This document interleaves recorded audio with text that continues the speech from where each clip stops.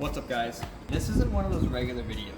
I wanted to bring you guys through a project that we lost a bit on. We're coming back to fix a few things. We're not saying that we're bashing their work. This is just not up to our quality. I'll show you what the difference is and what you guys should get. First things first, every single one of these drywall corners, you can feel right through the paint. And when you go down here, I can still feel the tape in here. That was one thing. Look at all the baseboards. So all the baseboards were only cut once, and that was just the start of it. You can really tell that there wasn't all that much primer used on any one of these walls. Usually on our job sites, it's 2 layers of primer, 2 to 3 layers of paint. But what I did find is a bit of a big deal, is there's a big hole right here, and there's a big hole right here.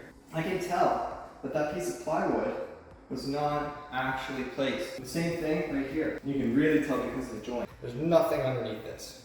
Now let's come to another thing we specialize in. We specialize in drywall trim, flooring, painting, bathrooms, kitchens, basements. Let's look at the trim here. That's not looking right to me. I don't think that looks right to anybody. This piece here, I kind of understand. I get it. You can see how they just drag their thickest finger or thumb along this caulking, and they really didn't care at all. So, front door. I don't know who installed the front door. When I look around this front door, it doesn't look like it was taken care of. We've got drips here, markers here, huge dents everywhere along the door, especially in this top corner here and all the scratches. $2,000, maybe even $3,000 to $5,000 on the door install, depending on the size.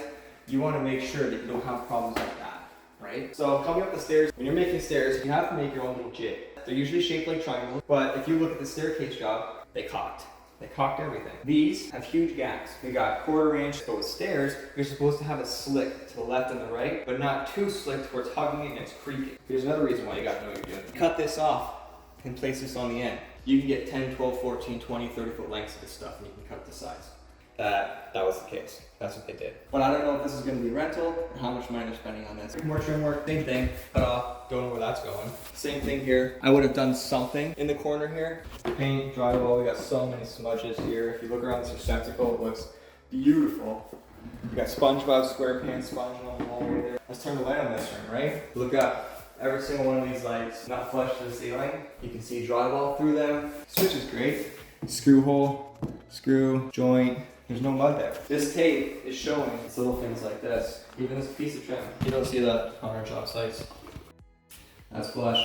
Plumbing in the bathroom. Looking at the toilet here, right? Why don't you cut this down so you can actually place the cap on here? I mean, this isn't finished. This doesn't look great. You come around the other side of the toilet here. There's no gold or silver ring around the piping there.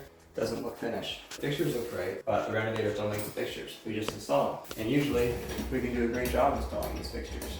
The light, the mirror, and the sink are at least an inch off from each other.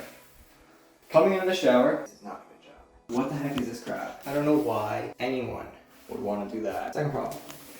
These are 2 pieces of trim on top of each other. These corners should be using black tile ceramic caulking. Grout soaks it up. I guarantee looking at this job that they didn't use any grout sealer. Oh, one more thing. Look at that piece of trim. That's great. And usually, hey, I'll play devil's advocate in saying I put numbers on trim just to make it easier and a lot more efficient on the job site, but I don't put it on the finished side. You put it on the front side, you get that issue. It's ugly. So, looking at this renovation 7 months ago, we were beat by roughly $20,000.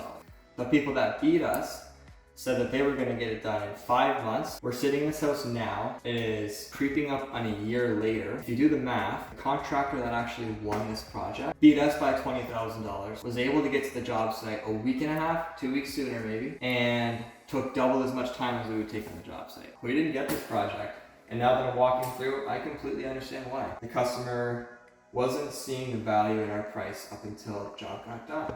And the moral of the story, guys, is you pay for what you get. Don't make the same mistake, guys.